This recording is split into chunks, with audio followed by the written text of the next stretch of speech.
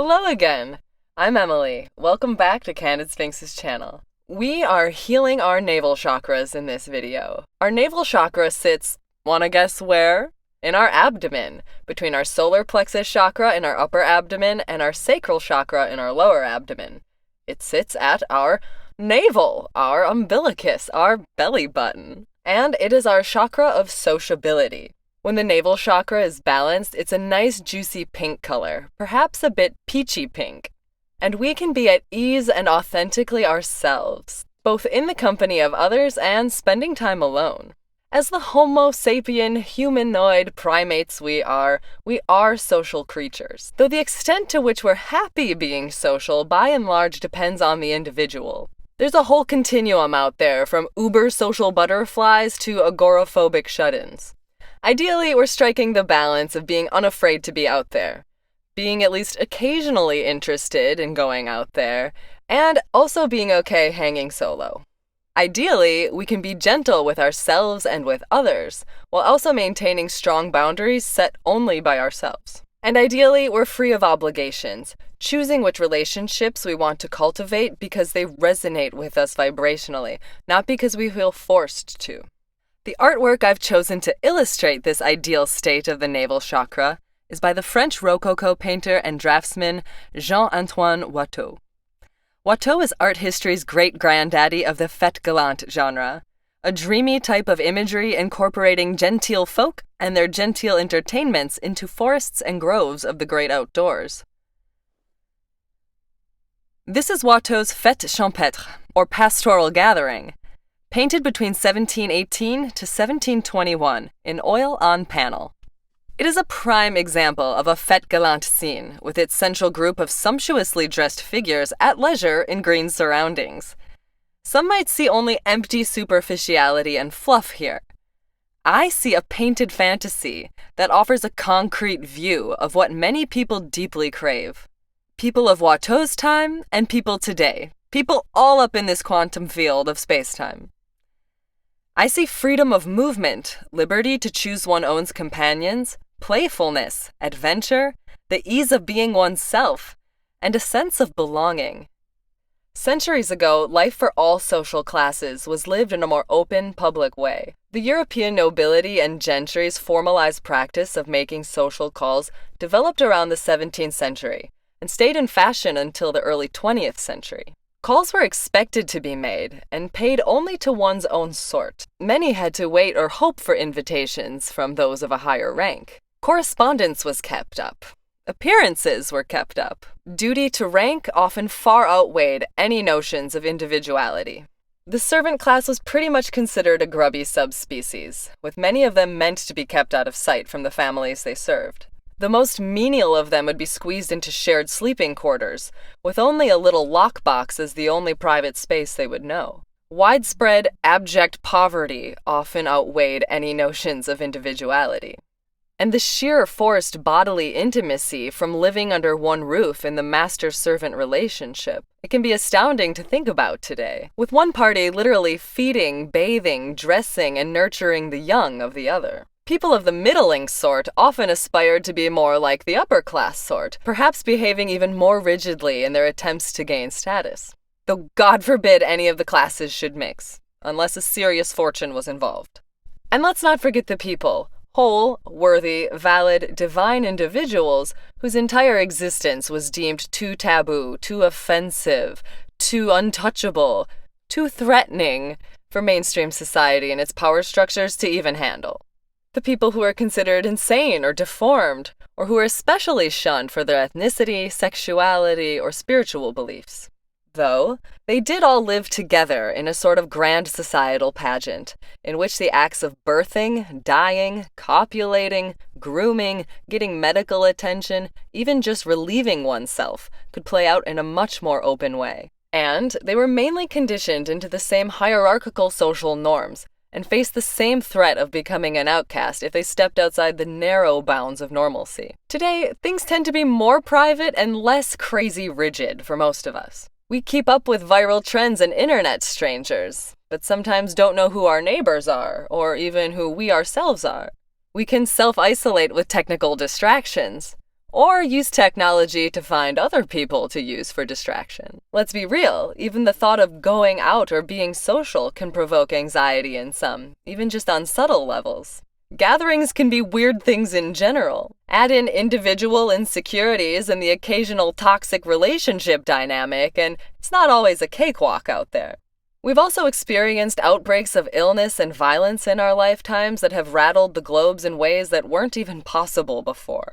Though we are realizing we all experience reality differently, and that normalcy is a totally subjective concept. But we are also conditioned, having to unpack a lot of illusions and identities from the stratified societies we've inherited.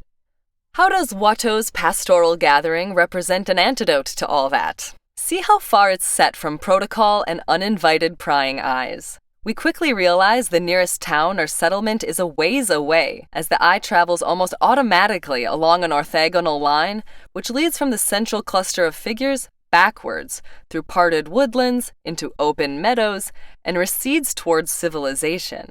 The fuzzy-looking little town pretty much is the vanishing point on the horizon line.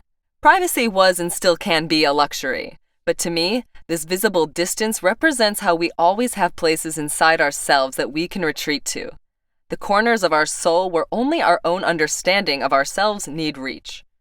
The figures themselves have an air of all being one another's chosen companions. They're enjoying music, looking over a book of songs and strumming a string instrument. They chatter and tease each other playfully. They seem at ease around and in vibrational resonance with each other. They radiate that sort of conviviality that sparks confident behavior and encourages us to allow our authentic selves to shine through in a most casual way. There is a sort of tension between the natural setting and the artificiality of the clothing and cosmetics of the era. Watteau was quite good at depicting both, yet the figure's loose postures and relaxed smiles suggest that nature wins out, and that healthy socializing requires respecting our own nature. I love how the man in burnt orange silk regards us with an appraising gaze, as if challenging us to claim this state of being for ourselves. Couples linger together, apparently free to choose their partners out of mutual affinity, not for contractual advantages of wealth or breeding. A dog, a big-time art historical symbol of fidelity, wanders off alone, demonstrating loyalty to oneself, and the ability to go one's own way when one pleases. Individuals of different genders and ages lounge around as equals. Children amuse themselves, though a watchful eye is kept over them, allowed to develop a sense of self and camaraderie while communing with nature and playing at the foot of the goddess of love, who half reclines in statue form. Her nudity and pose of pensive self-reflection speaks to me of the love for one's bare, vulnerable, true self that underpins healthy relations with others, and the love that can underpin society if we are all allowed to be appreciated for a unique self that forms part of the whole.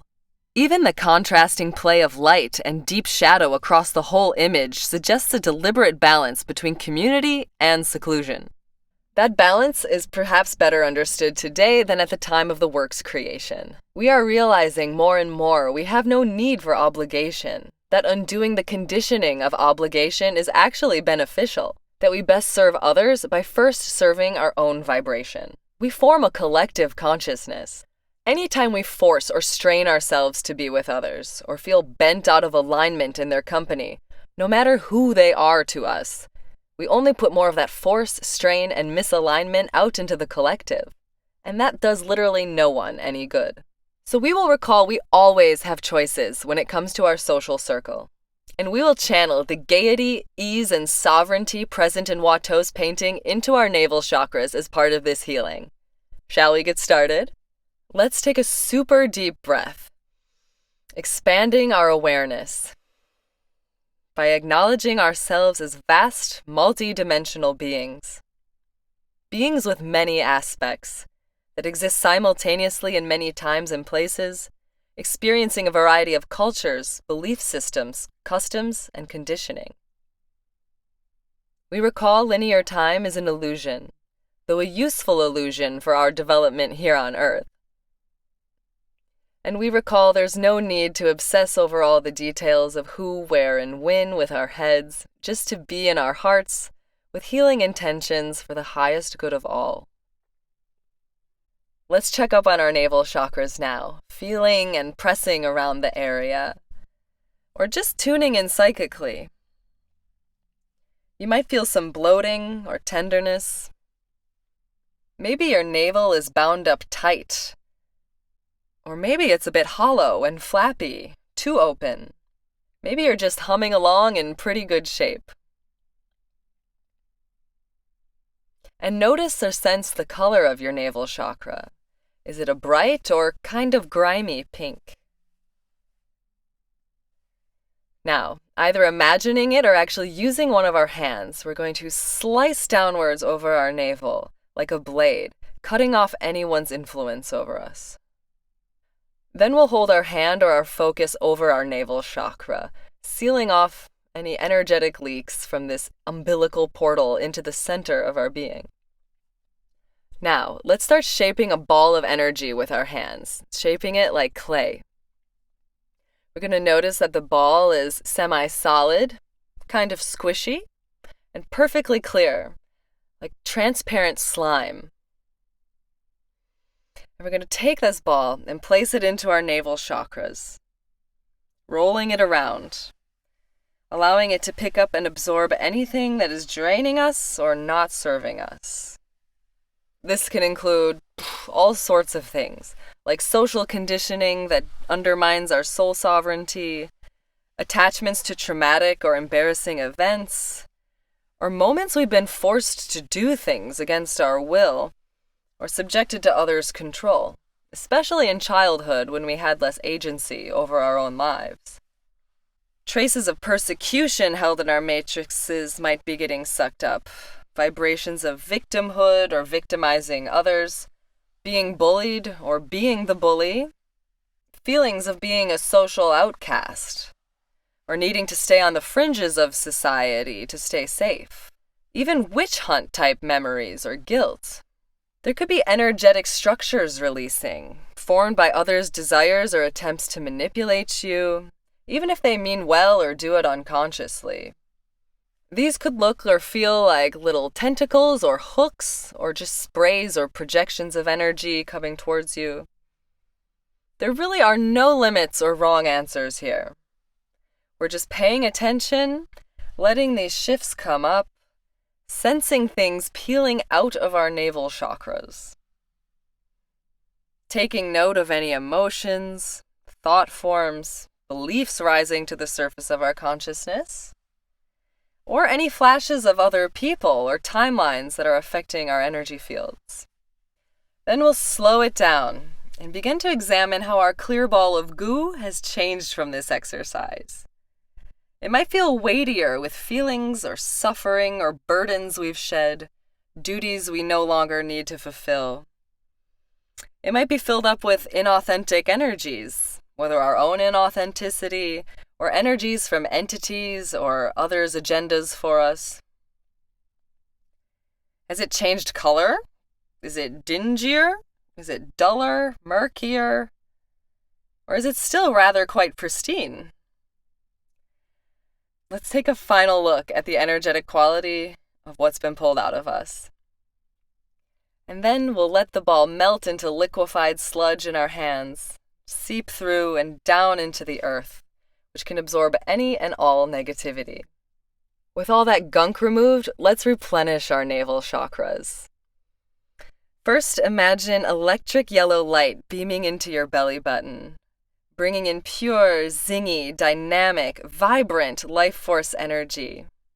It floods our centers, gives us a boost, and begins healing any social exhaustion held within us. Interaction is exchange of energy. Quick meetups can be just as fatiguing as gatherings that go on for hours, depending on who we're with, under what circumstances. And let's not forget our soul's parallel lifetimes in eras with seriously rigorous and unforgiving social etiquette. Even if you personally don't feel tired out by socializing, know that it's just as important to know how to hold space for those who do. And let this electric yellow light flow and build up within you. As we charge ourselves fully, the yellow light begins to taper off, and we see a shimmery gold and pink light entering our navel chakras.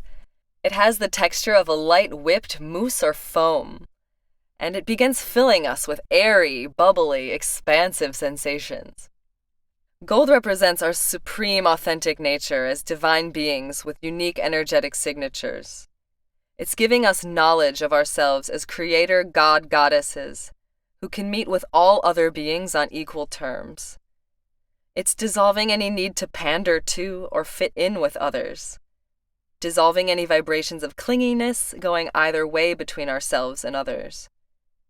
It's reminding us we are inherently deserving in our divinity, that we don't owe anyone anything. Illuminating our inner truth so we can respect the inner truth of others. This golden aspect is empowering us to be assertive, to make our own choices, to say yes or no to invitations depending on who or what resonates with us, and to listen to our intuitive gut reactions when it comes to people and situations. Pink is the color of the navel chakra itself, and of divine love and harmony. It's softening judgments and expectations we hold of ourselves and others, bringing in self-understanding and bringing kindness and patience to our next dealings with others.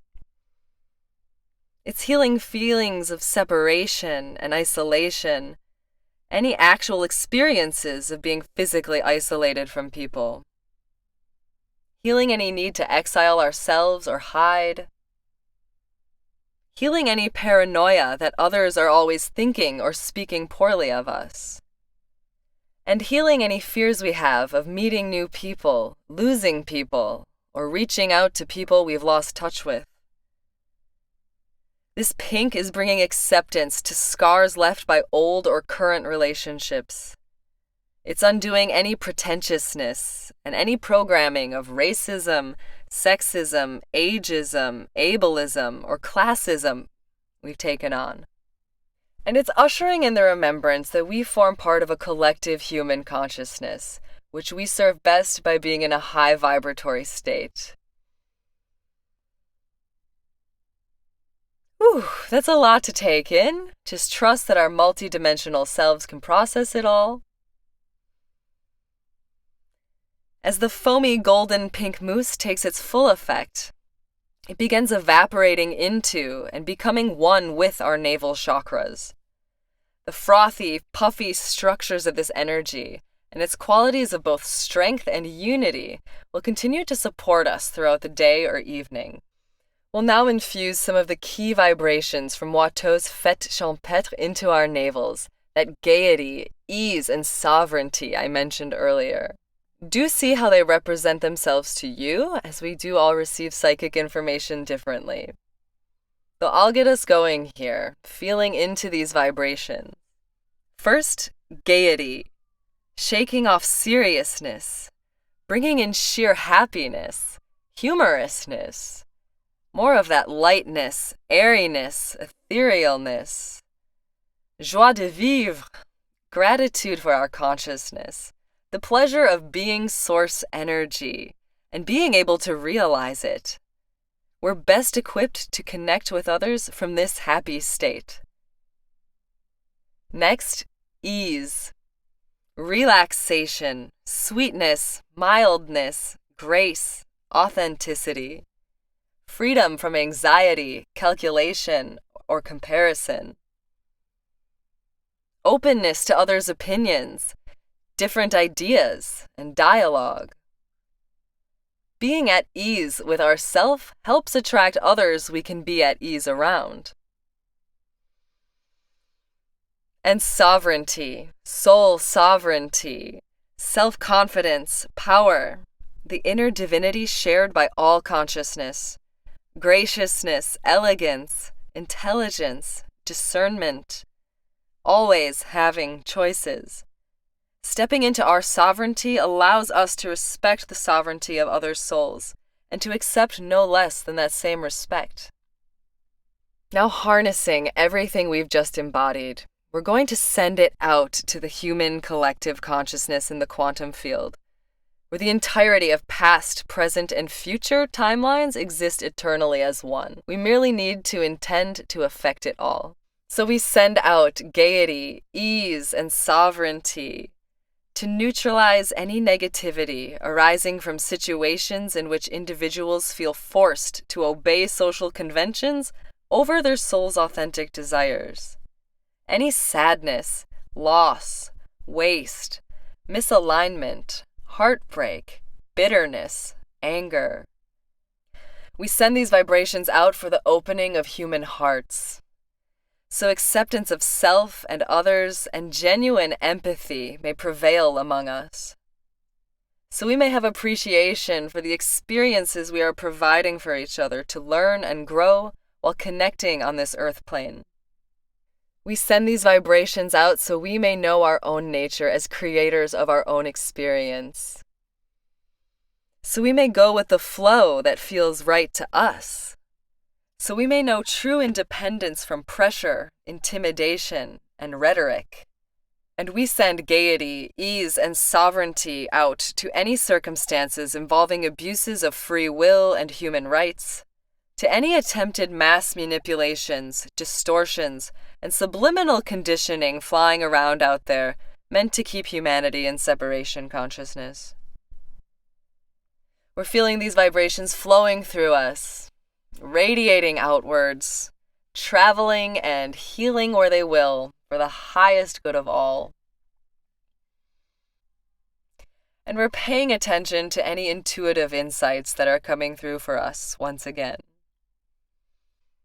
When we feel ready to move on, we'll just intend to run integration frequencies on ourselves, solidifying the internal transformations we've experienced and everything we've contributed to the broader realm of collective consciousness.